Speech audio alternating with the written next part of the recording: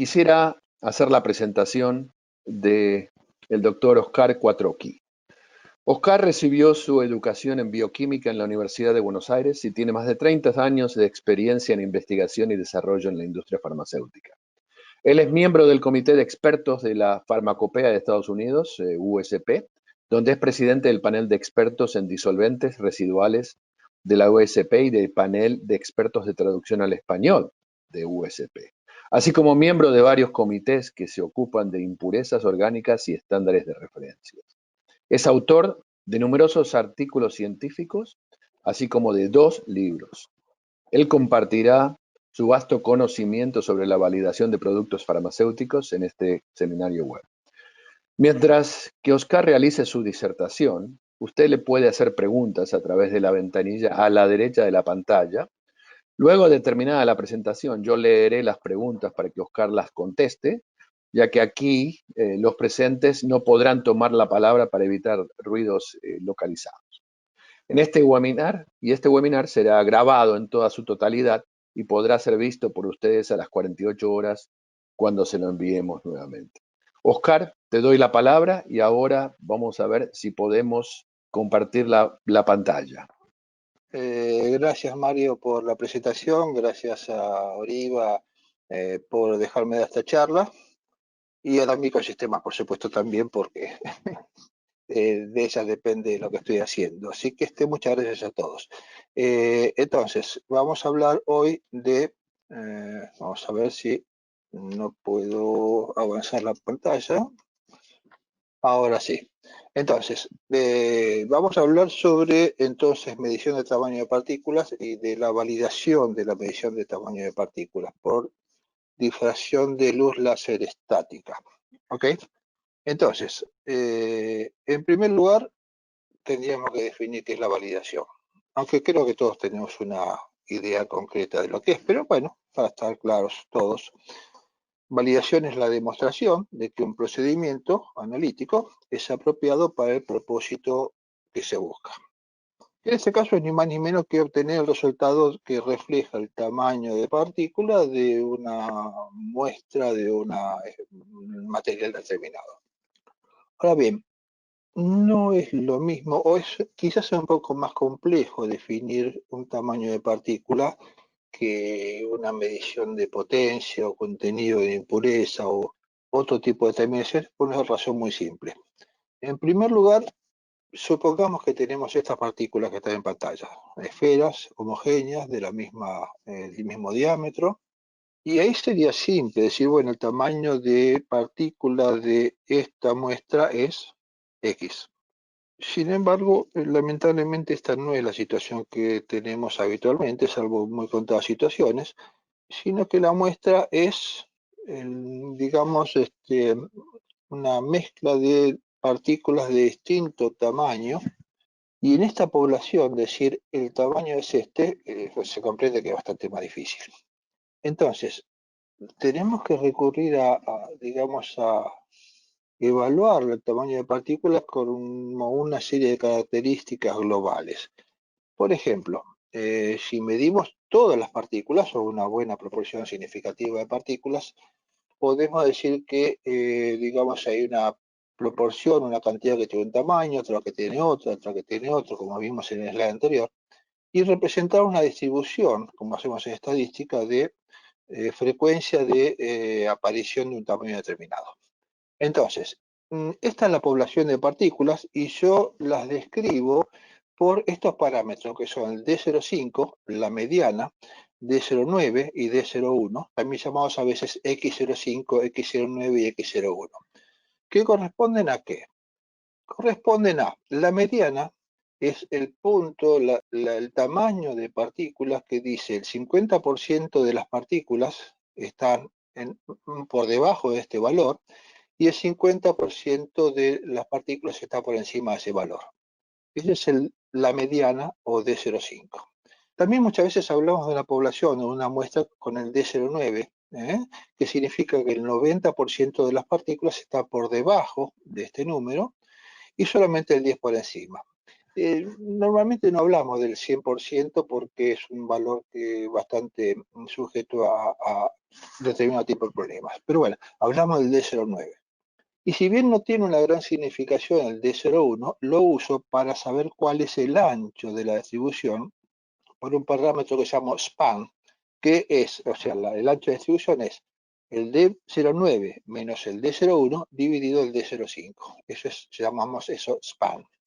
Y después, si la quisiera representar por un número, lo represento quizás por el D43, que es la media ponderal, no la mediana, sino la media ponderal, digamos, otorgando el peso al volumen de la partícula, y es un valor que se usa bastante y que tiene una gran importancia. Se está dejando de usar, pero mucha gente puede hablar, sentir hablar del D32, que es también la media, pero tomando el peso como peso en la superficie de la partícula. Digamos que en principio yo voy a definir mis cálculos o mis resultados como la mediana, D05, D09, D01, span y D43. Entonces ya tenemos una expresión de tamaño de partículas que, como ven, no es un número, o puede ser un número si es el D43, pero representa, digamos, de alguna manera la población de partículas que en general no es un solo número, no es uniforme. Bueno, ahí tenemos el resultado de la difracción. Ahora, para hablar de validación, yo tendría que conocer, debería conocer, o sería conveniente que conozca cómo funciona la medición, cómo hace el equipo para tomar ese tamaño de partícula. Y bueno, acá vamos a tener que ir a los libros o los conceptos viejos que tenemos que rescatar en una neurona, por allí, de nuestras épocas de estudiantes, donde veíamos óptica y veíamos el principio del experimento de Young a lo de rendija. ¿Qué cosa?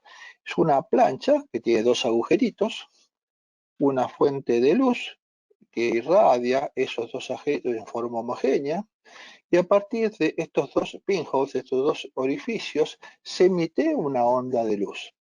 Si yo pongo acá una pantalla, lo que voy a ver es una zonas de luz y de sombra, y bueno, eso es lo que significa difracción, sale del italiano de fringere, que significa romper la luz en pedacitos. Y estos pedazos, estas zonas de luz y sombra se dan por el cruce de las dos ondas, de los dos agujeritos, donde se cruzan se produce una zona de sombra y donde no se cruzan una zona de luz. Esto está representado por una ecuación que es esta que está acá, que es el seno del ángulo de difracción, depende por supuesto del número de onda, y es proporcional a la longitud de onda de la luz que se emite dividido la distancia entre los agujeritos. Ahora, si yo saco la parte central, la luz se va a difractar por los extremos de esta pared, y si saco los extremos de la pared, se va a difractar por los extremos de la sección central. Y es lo mismo que pasa cuando yo tengo una partícula y yo lo voy a transportar esto a la medición de tamaño de partícula. ¿Qué es lo que pasa si mido tamaño de partícula? Bueno, una partícula de un determinado tamaño tiene ángulo de difracción, y si considero una partícula más chica, fíjense que lo que hago es acercar los puntos de emisión de la onda de manera de que se agrandan los ángulos de difracción. O sea, partículas más grandes difractan en ángulos más chicos, partículas más chicas difractan en ángulos más grandes. Y yo voy a reemplazar la distancia entre la rendija por el diámetro de la partícula y estamos en la misma situación. ¿Ok? Entonces, bueno, esto es la manera en que se mide el tamaño de partícula por difracción por rayos X. Resumiendo, si tengo una partícula grande, difracta la luz en ángulos pequeños. Si tengo una partícula pequeña, difracta la luz en ángulos más grandes y de menor intensidad, que es el caso de las partículas grandes. Entonces, medir el tamaño de partículas es simplemente tomar el ángulo de difracción y de intensidad, y por una deconvolución, o sea, camino hacia atrás, voy a ver cuál es el tamaño de partícula que produjo ese ángulo de difracción. Muy simple, ¿no es cierto? En esto se basa. Claro, ojalá fuese todo tan simple. En realidad lo tengo que complicar un poquito. ¿Por qué? Porque las partículas pueden presentar, a medida que disminuye su diámetro, otro efecto. Y es el efecto, bueno, este. Yo tengo una partícula muy grande, la luz obviamente va a penetrar en una distancia mínima, imperceptible dentro de la partícula, pero a medida que disminuyo el diámetro de la partícula, digamos, la penetración es mayor, hasta que llegado un momento, se estima que una partícula, digamos, no opaca, por debajo de las 50 micras, la luz atraviesa la partícula y emerge por otra punta. Entonces, si yo tengo un sensor que mide la difracción y en base al ángulo de difracción va a determinar cuál es el tamaño de partícula, ahora este sensor se encuentra con que recibe luz transmitida a través de la partícula, con lo cual tengo que considerar el coeficiente de extinción, que se llama K, y a su vez, al pasar del aire a otro medio, va a tener un ángulo de refracción por el cual se refracta con un ángulo determinado y va a emerger corrida de donde se hubiese esperado que se tenga.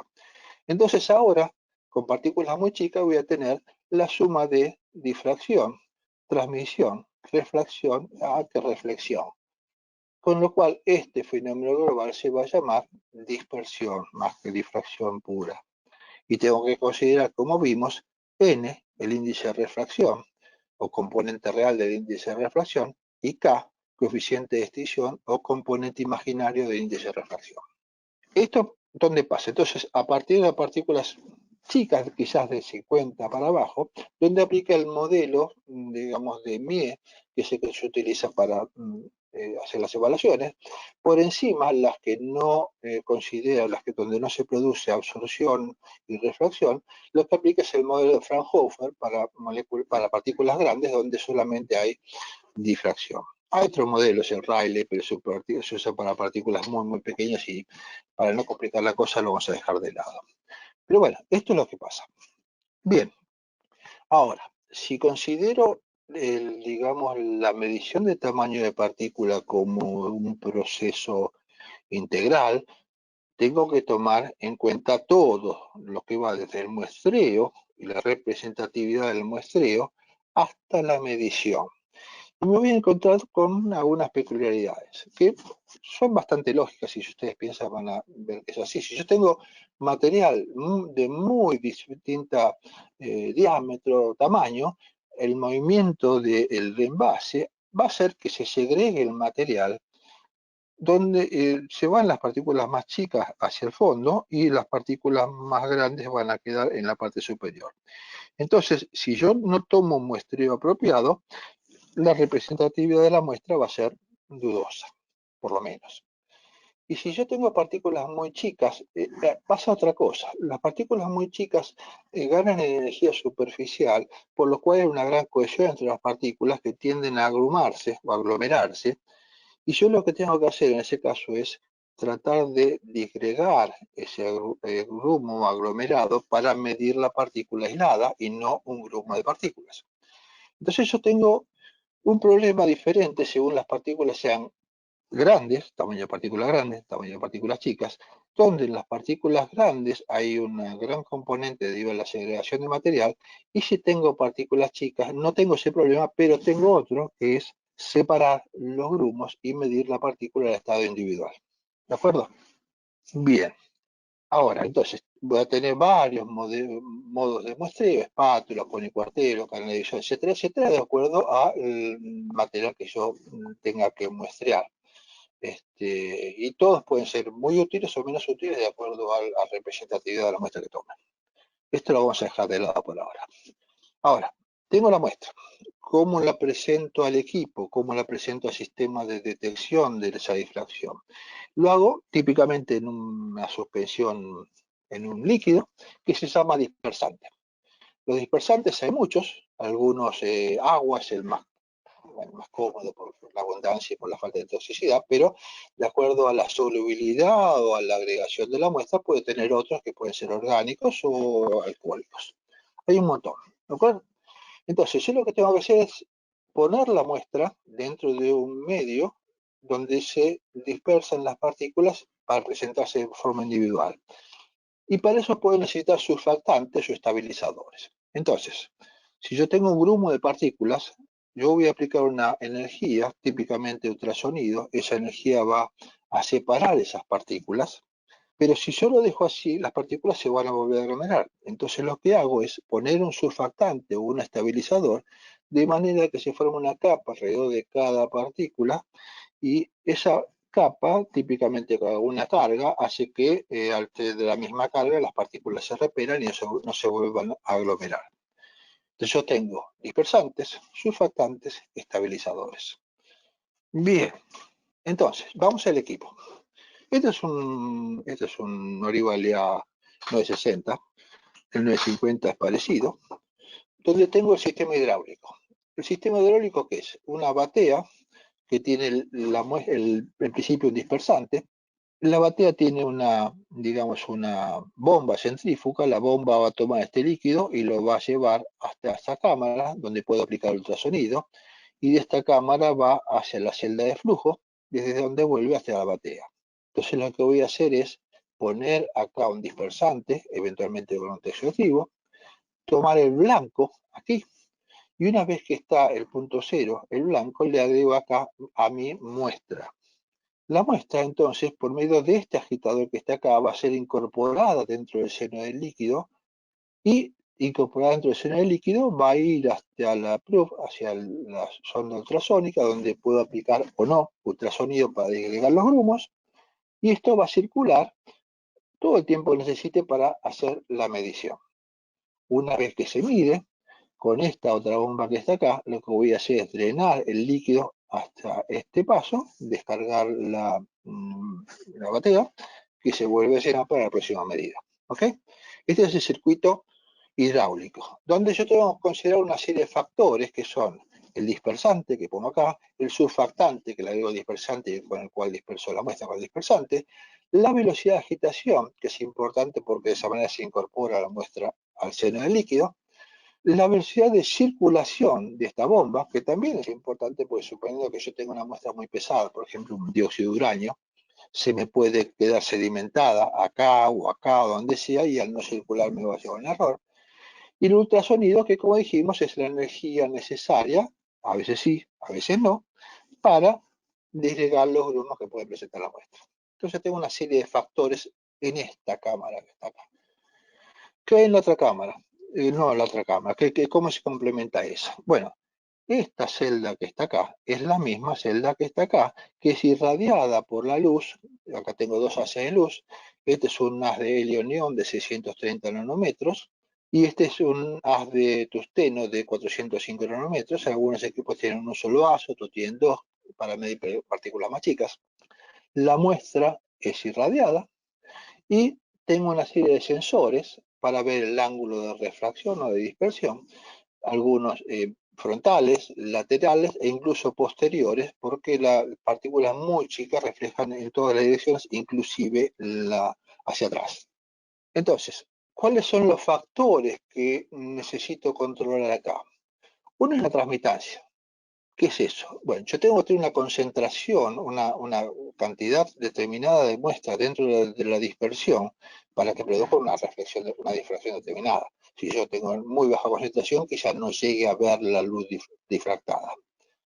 El otro es el índice de refracción, como vimos. Perdón, la transmitancia. O sea, si es muy baja, no tengo respuesta, pero si es muy alta la concentración, tengo lo que se llama difracción múltiple. O sea, la luz es difractada por una partícula, pero antes de llegar al detector es difractada por otra, entonces el ángulo de difracción es mayor de lo real. Entonces tengo que tener concentraciones apropiadas, ni muy altas ni muy chicas. El índice de refracción es lo que vimos antes, que sirve sobre todo para perdón, me sale la bioquímica, para partículas transparentes, y el coeficiente de extinción para ver si la luz evidentemente puede o no transmitirse a través de la partícula. Bien, entonces, en función de todo eso que vimos, se traza digamos, el método, digamos, la validación. Por supuesto, no voy a escribir la validación integralmente porque 45 minutos, una hora es totalmente imposible. Así que vamos a los libros a ver qué dicen. Y yo tengo acá el capítulo 429 de la farmacopea de los Estados Unidos, que fue armonizado con la farmacopea europea y la japonesa, que dice lo siguiente. Dice, típicamente, la validación de un procedimiento analítico se puede determinar por la evaluación de la especificidad, linealidad, rango, exactitud, precisión y robustez. O sea, yo tengo que hacer todos estos ensayos en general en todo método analítico para decir que este método está validado. Ahora, en el análisis de tamaño de partículas por difracción de los rayos estática no aplica especificidad. ¿Por qué? Porque yo mido partículas y para el equipo es exactamente lo mismo si es una partícula de la muestra o si es un hipocampo que se le ocurrió pasar por ahí. O si son burbujas que yo introduje con el agitador. Entonces, el equipo mide lo que difiere físicamente del dispersante. No es específico. ¿De acuerdo? Lo sabemos, lo conocemos, lo comprendemos y lo aceptamos. Entonces, dice, no se puede aplicar este procedimiento a la exploración de relación lineal entre respuesta y concentración. Entonces, lo que se refiere a especificidad no va. Linealidad no es, esto no es una curva de calibración, concentración, respuesta, sino que yo tengo que llevar a una concentración, un intervalo, dentro del cual el resultado de las mediciones no varía. O sea, estamos con una concentración apropiada, no es muy baja y tampoco es muy alta para evitar la difracción múltiple. ¿Qué más dice? Dice que, bueno, el rango del instrumento depende del hardware. ¿Qué significa eso? Yo para hacer una medición necesito un banco óptico, ¿ok? El banco óptico es, bueno, propiedad del instrumento. Y yo tengo instrumentos que tienen un determinado componente de banco óptico, más barato, por ejemplo, que miden un rango restringido, y otros con un banco óptico más evolucionado, que miden un rango más grande. Por ejemplo, siguiendo para los equipos de Oriva, un LA300, por ejemplo, mide partículas de 100 micras hasta 600 micras. Pero si yo me voy a 960, voy a partículas de 10 micras hasta 3 milímetros. ¿De qué depende el rango? No de mi voluntad, no de mi procedimiento, sino del equipo que decidí comprar y compré. Entonces, el rango depende del hardware. La exactitud, por su parte, se confirma por la calificación de instrumentos que lo hago con estándares determinados, estándares trazables, etcétera, etcétera, como cualquier calificación de instrumento. Entonces, de esa manera confirmo que la exactitud del banco óptico, de las mediciones, etcétera, etcétera. La precisión, ¿cómo se hace? Como cualquier instrumento, por la medición de la repetibilidad de una serie de mediciones. ¿Ok? Entonces, en cuanto a la validación de una muestra particular, aplicación a un método particular, es absolutamente imposible decir, bueno, la partícula tiene que estar entre tanto y tanto porque hay muestras diversas, algunas con partículas blandas, otras más duras, partículas más robustas, menos robustas, distribuciones grandes, distribuciones pequeñas, partículas sólidos blandos, sólidos duros, o sea, las grasas en un sólido blando. Entonces, como no es posible especificar un límite obligatorio para decir, bueno, la validación tiene que ser así, pero como es una buena práctica tener una idea de cómo lo tengo que tratar, las farmacopeas dicen, bueno, no es posible determinar límites obligatorios, pero como un criterio de aceptación apropiado, tentativo, uno puede proponer, por ejemplo, el RCD, o sea, la repetibilidad de 6 replicados de una distribución es no mayor a 10 para D50, o sea, valor central, la mediana, y los valores a los lados, o sea, D1, D01 y D09, criterios menos estrictos como 15%. Eso partículas debajo de 10 micras, por encima de 10 micras. Por debajo de 10 micras se duplican los valores. La robustez, a su vez, se tiene que analizar durante la selección y optimización de métodos si uno valida el método ya robusto. ¿Ok? Bueno, podría hablar, por supuesto, mucho más de esto, pero de esto se trata la validación en los términos que lleva el método tradicional, por decirlo así. ¿Cuáles son los nuevos pensamientos o qué es lo que está emergiendo? Ustedes ya deben saber, sobre todo los que tienen industria farmacéutica, que la guía de validación que sigue la industria farmacéutica, aparte de la USP 1225, es el SHQ2R1. Bueno, la Q2R1, después de muchos años, se revivió, se está rediscutiendo y van a salir nuevos criterios complementarios probablemente a los actuales. Y está por salir a mitad del 2020, se espera que salga, no sé si saldrá por el problema de la pandemia, pero bueno, si no es poco antes, poco después, a mitad de este año se espera que salgan estas guías. Donde es de ser probable o se estima que se va a implementar los conceptos de ciclo de vida y calidad por diseño. Entonces vamos a ver cuál sería el nuevo pensamiento, cuál sería el nuevo enfoque de una validación en esta línea de trabajo. Entonces, ¿qué es calidad por diseño? Quality by design. Calidad por diseño entonces, es una aplicación holística al desarrollo de un producto. Era magnífico, está sensacional, pero no, todavía no sé qué es QED. Bien, vamos a complementar esta definición. Digamos que la premisa de la calidad por diseño es que la calidad puede ser diseñada dentro de un proceso a través de la implementación sistemática de estrategias de optimización, a partir del entendimiento de la respuesta del sistema de calidad a una serie de factores y el uso de estrategias de control para asegurar la calidad de forma continua. Entonces yo me imagino, no les puedo ver las caras, pero tendrán caras algunos decepcionados diciendo, mira, la verdad, acá sigo sin entender nada. Bien, es razonable eso, así que vamos a desglosar, vamos a diseccionar esta frase. La premisa de calidad por diseño, ¿qué es? Que la calidad puede ser diseñada. O sea, la calidad de un procedimiento puede ser diseñada para tener un procedimiento de calidad.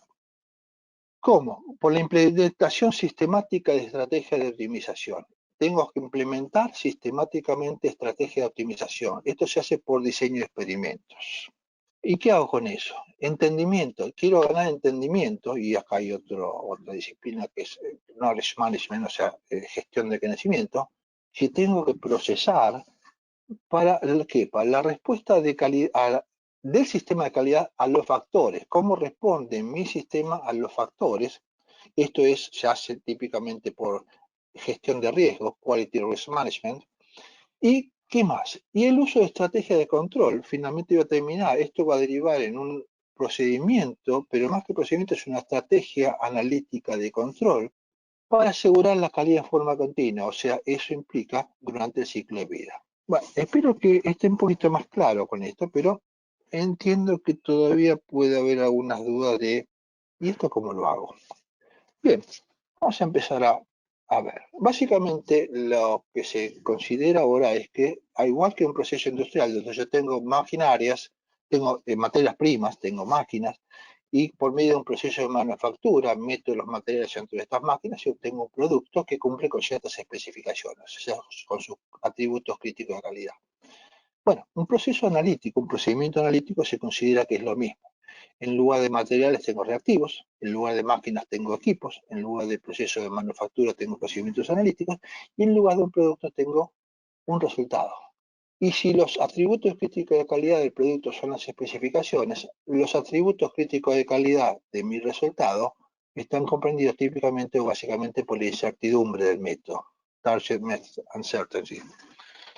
Entonces, si esto lo acepto, y bueno, se acepta, obviamente es así, una serie de guías conocidas hace mucho tiempo, todo este siglo, ¿no? Empiezan a tener vigencia y tendríamos que tener idea, tendríamos que empezar a ver de qué se trata. Pero básicamente que se considera que el procedimiento analítico es un proceso donde tengo variables de entrada, materiales y parámetros del sistema, donde tengo factores controlables y factores incontrolables. Los factores controlables son los que hemos visto antes y los factores incontrolables debería empezar a considerar también. ¿Qué puede ser un factor incontrolable? Por ejemplo, corte de luz. Si se me corta la luz, ¿qué pasa con este proceso? Ah, no funciona. Bueno, si esto fuese realmente crítico, tendría que ver la manera de tomar esto por las astas y decir, bueno, me voy a comprar un EPS, me voy a comprar un generador, de manera que vaya a controlar los factores, o por lo menos ese factor incontrolable, y así con el resto. Y esto va a resultar en una salida que es el procedimiento analítico. O sea, yo tengo la operación analítica como un proceso operativo, tengo atributos críticos de materiales, atributos críticos de los materiales que pongo, en este caso sea, por ejemplo, el detergente, el dispersante, todo eso, y tengo los parámetros críticos del proceso, que son qué cosas, la velocidad de agitación, el ultrasonido, etcétera, etcétera.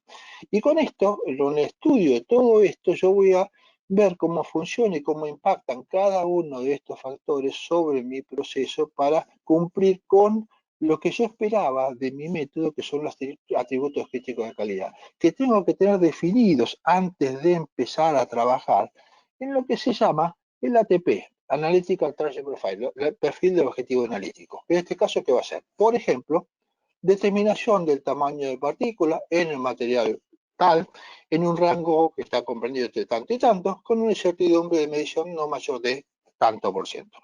Eso es el ATP. ¿Ok? Bien, ¿y cómo hago eso?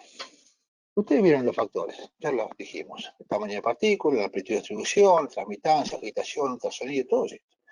Lo que se hace es primero un brainstorming, un pensamiento donde se reúnen toda la gente que puede estar implicada y dice, oye, ¿cuáles son los factores que pueden impactar? Esto es el muestreo. ¿Qué impacta el muestreo? El tamaño de partícula, la amplitud de distribución, la posible agregación o la aglomeración. ¿Qué es lo que falta de medición? Transmitancia, agitación, circulación, ultrasonido. De manera que yo tengo todos los factores por lo menos en un mapa que me dice, este es un diagrama, no lo dije, pero es un diagrama de Ishikawa o Fishbone, de esqueleto de pez, que yo llamo bastante como diagrama causal, o sea, son causas que producen este efecto.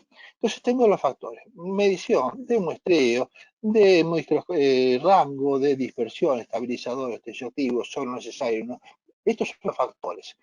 No los analicé, pero son la enumeración de factores en forma ordenada que me llevan a un, digamos, problema o que es la determinación del tamaño de partícula. Entonces, ¿qué me dice el QVD? Que yo tengo que evaluar cada factor, y no solamente cada factor, sino la interacción entre los factores, porque puede ser que una cosa sea la agitación con ultrasonido y otra cosa sea la agitación por un lado y ultrasonido por el otro, y cómo varía uno respecto del otro. El efecto puede ser no solamente único, sino puede ser variarse por la combinación de los dos. Entonces, eso es lo que me dice. ¿Cómo hago eso? Eso lo hago por diseño de experimentos. Por ejemplo, ¿qué respuesta voy a medir? ¿Cuál es la salida de mi proceso? Medición del tamaño de partículas, como que como de 4,3, de 0,5, de 0,9, de 0,1, de 50 a 90 y 10, y ¡pam! Esas son las cosas que puedo medir, una o varias o todas. ¿Y cuáles son los factores? Vamos a tomar 4 factores, porque es caprichoso por ahora por qué, pero después vamos a ver por qué. Pero tomo 4. ¿Qué factores tengo? Transmitancia, velocidad de agitación, circulación y ultrasonido. Y le tenemos que dar valores. Por ejemplo, ¿qué niveles? Nivel alto y bajo, transmitancia 90 a 98, agitación 1 y 8, velocidad de circulación 1 y 8, tiempo de tracción 0 y 60. Puedo tomar 3 o 4 valores, pero para hacerlo muy simple, y menos, van a ver que esto se va complicando, pero puedo hacer varios factores, unos 5 para una superficie de respuesta, o 3 en el caso de que estime que la correlación no es lineal entre dos puntos, pero vamos a suponer que sí lo es, por lo menos en principio, y tomar 2. Entonces, si yo tengo 2 factores, por ejemplo estos dos, A y B, y tengo alto y bajo, A y B, yo tengo 4 pruebas posibles y necesarias para hacer, o sea, factor A y B, alto y bajo. Y mi combinación es A alto, B alto, A bajo, B bajo, A alto, B bajo, A bajo, B alto. Para estudiar perfectamente solamente estos dos niveles, necesito 4 pruebas para 2 niveles. Entonces, el diseño de experimentos sobre un análisis factorial completo corresponde a el número de niveles elevado al número de factores. Si yo tenía 2, es 2 a la cuadrado, 4. Si yo tengo 4, como en este caso, factores para 2 niveles, alto y bajo, 2 niveles alto y bajo, 4 factores, tengo 2 a la cuarta. 2 por 2, 4, por 2, 8, por 2, 16. Acá tendría que hacer, en este diseño, 16 experimentos, por simple. Si lo hago por duplicado, va a ser 22, etcétera, etcétera. Si yo tuviese 3 niveles, 90, 94, 98, por ejemplo, 3 para cada uno, es 3 a la cuarta, o sea, ya se me empieza a ir. Yo tengo 3 por 3, 9 por 3, 27 por 3, 81. 81 experimentos para hacer 3 niveles. Entonces, volvamos a ser razonables, hagamos 2 para 4. Ahora, ustedes dirán, ¿y qué pasa con los otros?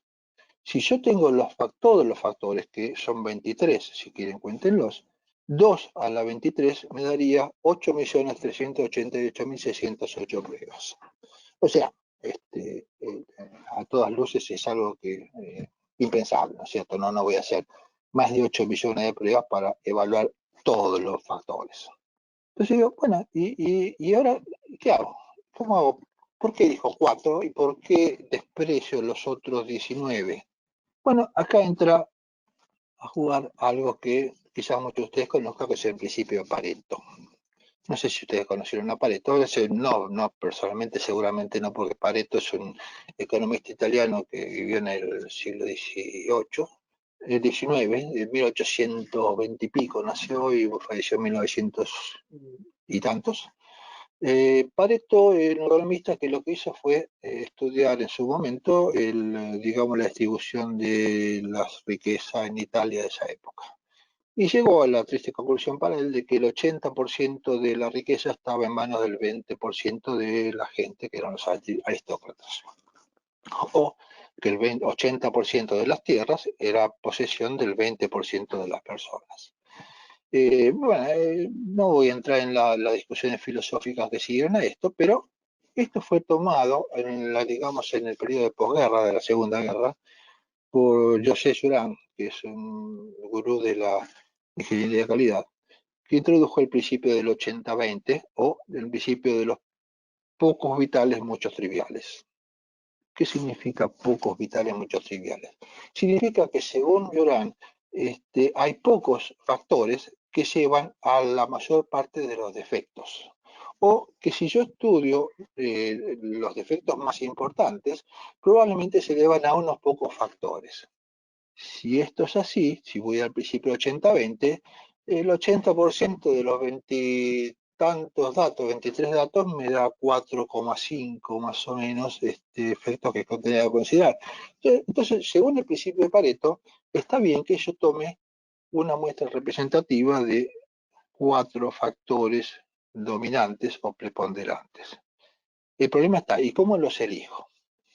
Si yo tomo todos estos, lo que voy a hacer es trasladar mi diagrama de Ishikawa a una base, una planilla de cálculos, donde voy a aplicar factores de estimación de riesgos o de gestión de riesgos, varias herramientas. Yo utilizo el FMEA, Factor Model Effect Analysis, que lo que hace es, bueno, enumerar los factores. Si quieren, pongan en qué nivel, porque no pueden separar el proceso total de procesos unitarios. Pero bueno, de esa manera, ¿no? Lo que hacemos es enumerar los factores, ver cuál es el impacto sobre la medición, por ejemplo, la transmitancia sobre la difracción múltiple y sobre la imprecisión, la agitación sobre la entrada de aire y aglomeración, circulación sobre el depósito de materiales pesados, etcétera, etcétera. Veo cuál es el impacto y después voy a hacer una ponderación del efecto que se produce. Por ejemplo, yo tengo que tener severidad de daño, probabilidad de ocurrencia y probabilidad de detección. Por ejemplo, a cada una de estas le voy a dar un factor que está entre 1 y 10. Por ejemplo, si el tamaño de partícula, tengo partículas muy grandes, la severidad de la segregación puede ser muy grande y el daño es muy fuerte. Le doy un valor alto, de 1 a 10, 8. ¿Cuál es la probabilidad que ocurra? Bueno, si yo tengo una muestra micronizada, es muy poco probable que eso vaya a ocurrir. Tengo partículas micronizadas de 5 micras, entonces no va a ocurrir, muy poco probable. Entre 1 y 10 le doy 1. ¿Y cuál es la posibilidad de que lo detecte? Bueno, si yo hago un tamizado previo, yo voy a ver los cascotes en mi tamiz, entonces es probable que lo detecte. Entonces, antes de medir. Entonces, la probabilidad de detección entre 1 y 10 le tengo que dar un valor bajo para que el impacto sea menor. Bajo sería 1. Y el RPN es Risk Probability Number, número de probabilidad de riesgos, es el producto de esto por esto por esto. Acá va a dar 8. Pero en otros casos, según mi análisis de riesgo, va a tener valores muy diferentes. Por ejemplo, acá, la medición, la circulación, si tengo, digamos, partículas, si estoy midiendo dióxido de uranio va a ser muy importante, la probabilidad de que ocurra, sí es probable que ocurra, y la probabilidad de que lo detecte es baja porque, no voy a tamizar dióxido de uranio, lo pongo directamente por costo, por contaminación y por lo que sea. Entonces, acá el número me va a dar en lugar de 8, 112, y acá 140, así sucesivamente. Y lo que hago una vez terminado esto es un tamizado, un ordenamiento de mayor o menor, con lo cual tengo en la cabeza los factores de mayor riesgo, que en este caso son estos cuatro: ultrasonido, circulación, refracción, desrefracción y coeficiente de extinción. Y lo demás tiene su importancia, lo podré ir viendo, pero esto es lo más relevante según mi análisis de riesgo. Y son estos los factores que voy a evaluar durante la validación. Bueno, no puedo preguntar si se entiende porque ya me dirán ustedes después, pero esto es lo que hago. Entonces, evalúo eso. ¿Y cómo lo evalúo? Bueno, haciendo un análisis parcial completo. En este caso quizás sea conveniente tener un software complementario, un software, digamos, de estadístico que haga análisis de riesgo. Esto es lo que estoy usando acá, es, por ejemplo, un Minitab. Pero bueno, no tengo la intención de hacer propaganda en mi programa, probablemente haya mucho que hagan lo mismo. ¿Qué hago con esto? Pongo ultrasonido, circulación, índice de refracción, coeficiente de extinción, y le pido al programa que me haga un diseño factorial completo, con lo que me va a dar para los cuatro factores, 16 corridas, o sea, 16 ensayos. Para hacerlos sencillos, hago una sola réplica y tengo para cada cual valores altos y bajos. Por ejemplo, ultrasonido 0 y 30, ve que se repiten, circulación 3 y 8, se repite, índice de refracción 1,5 y 1,7, coeficiente de extinción 0, 1 y 2. Y el programa me los ordena de forma aleatoria o ordenada para que yo tenga, digamos, todos los experimentos con todas las combinaciones posibles. Y tengo un resultado que en este caso es el D43 para una partícula que estimaba en 125 micras. D43, con esta combinación me da esto, con esta combinación, etcétera, etcétera, etcétera. Una vez que tengo eso, el programa me da un gráfico de Pareto, donde veo que otra vez más se cumple que hay unos pocos factores de los cuales depende la mayor parte de los problemas. El factor predominante en este caso es A, que es el ultrasonido. El ultrasonido es la fuerza dominante y esto es lo que más le tengo que dar bolilla en la determinación. Y de otros que están ordenados para acá. Por ejemplo, acá el que ni aparece es el B era circulación, en este caso no tenía ninguna relevancia. ¿Qué otra cosa hago con esto? Le pido cuál es la gráfica de los efectos, me da la gráfica de los efectos, otra vez el ultrasonido tiene la mayor pendiente, y le pido una gráfica de interacción. La gráfica de interacción me da líneas paralelas donde no hay ninguna correlación entre los dos pares de efectos. Acá tengo circulación y refracción, ultrasonido de refracción, etcétera, etcétera. Y donde se hay entrecruzamiento, ultrasonido con coeficiente de extinción, tengo una interacción entre las variables. Y lo más importante, le pido después una gráfica de optimización, donde me dice cuáles son los valores de ultrasonido, circulación, índice de refracción y coeficiente de extinción que me dan el valor objetivo, el target, de 125 micras del diámetro de partículas. Pero aparte de eso, fíjese que me da esta zona blanca donde yo puedo mover esta línea, este cursor, para mover el ultrasonido, la circulación, índice de refracción, etcétera, etcétera. Y mientras me mueva dentro de ese espacio blanco, que se llama espacio de diseño, yo voy a tener este mismo área. Por ejemplo, si yo lo muevo todas las variables, yo tengo acá 117 de ultrasonido, 8 de circulación, 1,5 de índice de refracción y 2 de coeficiente de extinción. Si yo lo muevo todas estas variables, acá tengo 23,4, 23 de ultrasonido, segundos, en lugar de 17. Tengo 5 en lugar de 8 de circulación.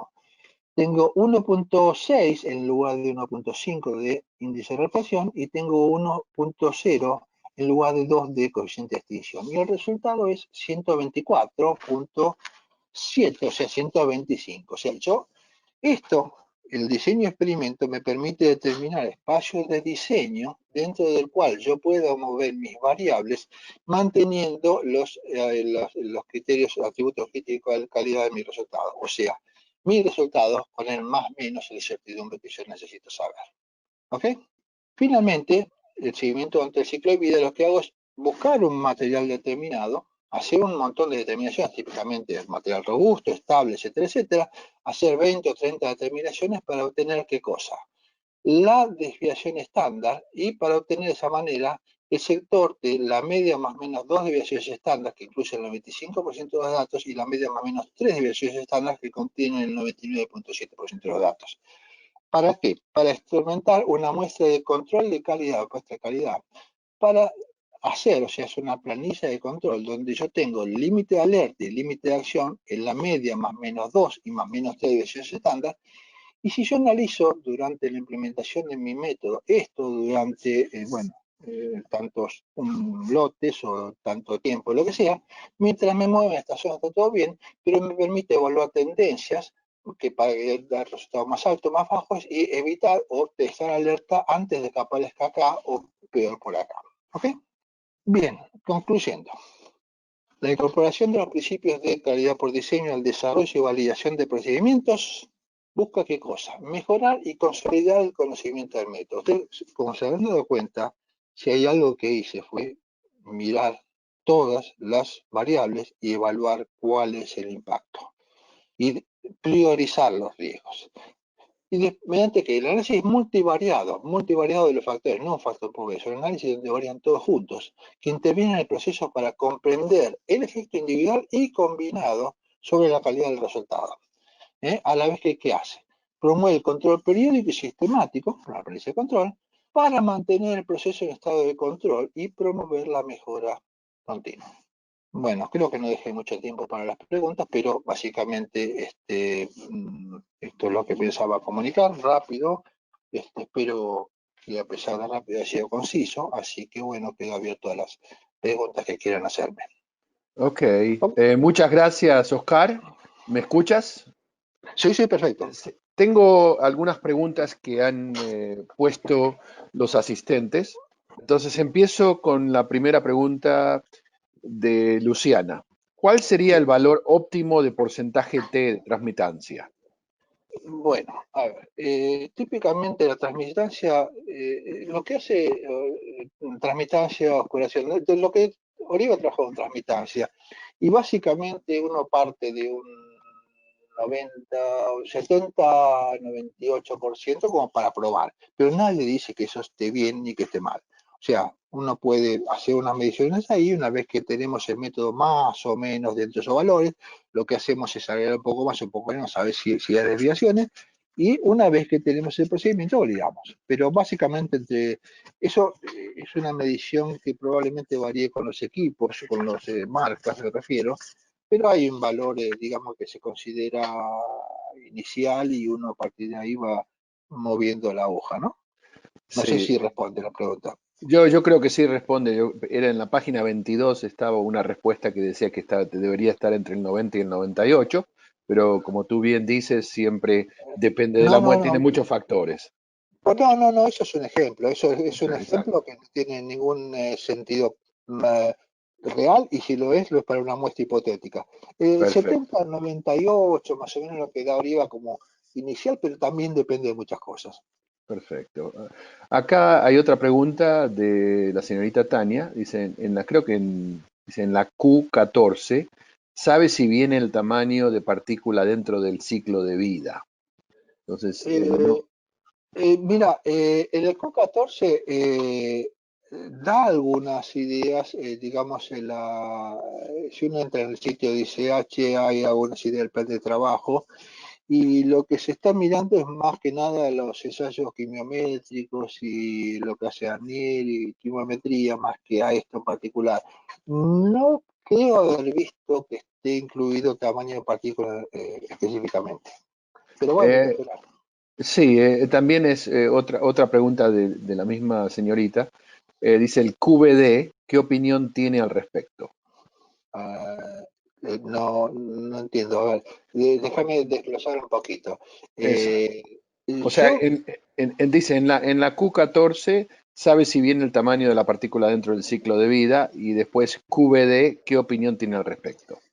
Evidentemente todo lo que se está moviendo desde hace 5 o 10 años a esta parte tiene que ver con QVD, con ciclo de vida, y todo apunta hacia que esté incluido.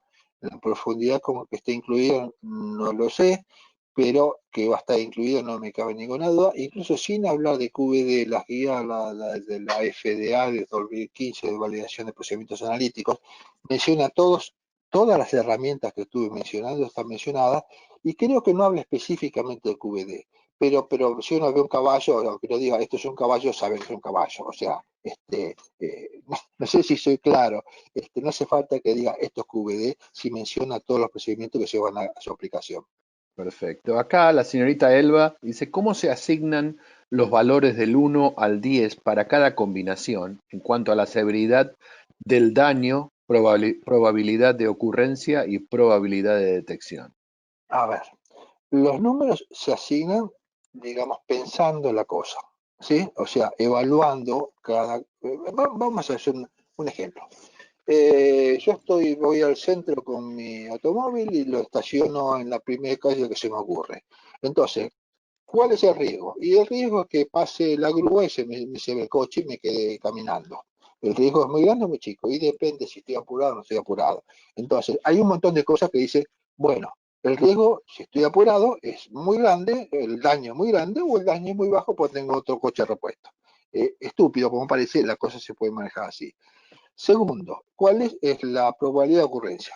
Y bueno, si estoy en una calle muy transitada, con mucha policía, probablemente lo vean muy rápidamente. Si estoy en una calle lateral, probablemente no lo vean. Entonces la detectabilidad va a ser, la probabilidad de ocurrencia va a ser muy alta o muy baja según la calle esté muy controlada o esté poco controlada. Y después la detectabilidad, ¿qué es? Y bueno, yo conozco a la persona que atiende el kiosco de diario que está en la esquina. Y esa persona me dice, apúrate porque está pasando la grúa. Entonces, si yo lo detecto, corro el coche rápido. Entonces, si no lo detecto porque no tengo ningún amigo, o si por el kiosco no está atendiendo, el riesgo en la detectabilidad es muy baja, muy alta. Eso lo dejo como ejemplo que se puede aplicar esto a absolutamente cualquier cosa. ¿Y cómo lo detecto? Y lo detecto pensando. El número se lo pongo pensando, evaluando y preguntándome cuál es la consecuencia de que yo no considere esto, cuál es el riesgo que yo tengo al asignar mal un valor. Y pensar. Perfecto. Y la misma señorita dice, ¿cómo se define la prioridad en los parámetros RPN? Y la prioridad es, evidentemente, si es una cosa con muy severo daño, con una baja capacidad de detección y una alta probabilidad, los tres números van a ser todos muy altos y el RPN va a ser muy alto. Si todos los números son bajos, el RPN va a ser muy bajo. Entonces yo lo voy a ordenar de mayor a menor, y eventualmente eso me va a dar factores de riesgo muy urgentes que yo tengo que considerar inmediatamente y tengo que atenderlos porque si no me va a doler mucho y pronto, y otras cosas que digo, bueno, la verdad que esto no tiene ninguna importancia, es trivial, no me va a afectar para nada, no voy a perder el tiempo en estas pavadas. Entonces, el RPN no hay un corte, no hay decir, bueno, hasta acá me importa y hasta allá abajo no me importa. Es de vuelta, análisis de riesgo. Y es Bueno. ver cuál es la consecuencia de equivocarme. Ok, vamos a hacer dos preguntas más, porque si no, seguiremos aquí toda la tarde, que sería bueno, no es problema, pero no, la gente no va a estar tan contenta de no poder ir a tomar el almuerzo, ¿no es cierto? La DRX se limita a partículas esféricas. ¿Se pueden medir fibras como fibrilas de celulosa nanofibrilada? A ver, la difracción por rayos X asume que todas las partículas son esféricas. ¿Por qué? Porque las mide en todas las direcciones, y si un movimiento se mueve rápidamente en todas direcciones, podemos imaginar que el volumen que mete una esfera es lo que representa su tamaño. El error ese de apreciación va a aumentar a medida de que las partículas se alejen de la esfericidad y vayan tomando, digamos, forma de aguja. Entonces, ¿cuál es la extensión o la magnitud del problema? Depende de qué tanto se aleje de la forma esférica y se saque la forma de aguja. Entonces, jugar ese riesgo, otra vez, depende de que lo está evaluando. No sé si contesta la pregunta. Bueno, perfecto. Hay otras preguntas que son un poquitito más direccionadas a cómo podemos ver esta presentación. Esta presentación ha sido grabada y a las 48 horas se le dará o se le enviará un correo a toda la gente que se registró para que ustedes lo puedan ver y puedan escuchar. También están pidiendo saber si podemos pedir esta presentación en formato PDF y eso no lo sé porque eso depende de Oscar, si está dispuesto a dar ese formato en PDF Sí, y sí, por supuesto, si está el video, no, es ridículo negar un PDF. Sí, exactamente. Así que no creo que sea ningún problema. Entonces, espero que a ver, hay una pregunta más. A ver si, bueno, ya hay varias preguntas más, pero tenemos que despedirnos porque como le digo, tenemos que hacer otras cositas, pero les quiero agradecer a todos. Primero, quiero agradecer al doctor Oscar Quattrocchi, dar esta presentación. Hizo mucho trabajo para realizarlas y yo sé que ha puesto mucho esfuerzo, así que muchas gracias, Oscar. Por otro lado, también agradezco a la participación de todas las personas, a todos los investigadores, a nuestros distribuidores en toda América Latina que han hecho mucho trabajo para estar seguro que todo el mundo que está interesado en esta presentación lo ha hecho y esperamos tener unas nuevas presentaciones en idioma español y también en portugués en este año y especialmente ahora que es la única manera o una de las pocas maneras de hacer seminarios y me imagino que todo el mundo estará en este momento zoom out porque hay muchos seminarios y webinars por todos lados donde están todos virtuales. Espero que alguna vez podamos encontrarnos y podamos viajar juntos a visitarlos y dar seminarios en persona. Oscar, otra vez, muchas gracias. Le quiero agradecer bueno, también a Carol Madden, que fue la persona que escucharon al principio, que es la que organizó este evento, también a Carolina Hoyos, que ha hecho muy buen trabajo en hacer esto factible. Ella se tomó un tiempo de un par de meses en que esté todo listo bien. Y también le agradecemos a Oriva que nos dé la oportunidad de poder dar este seminario, webinar a todos ustedes y cualquier cosa, preguntas, pueden o mandármelas a mí a mario.oves@oriva.com o a nuestros distribuidores en cada lugar de América Latina. Otra vez, muchas gracias y nos retiramos. Y espero que podamos otra vez verlos. Gracias, bueno, Oscar. chao, al contrario, adiós, que sea bien. Hasta luego, adiós.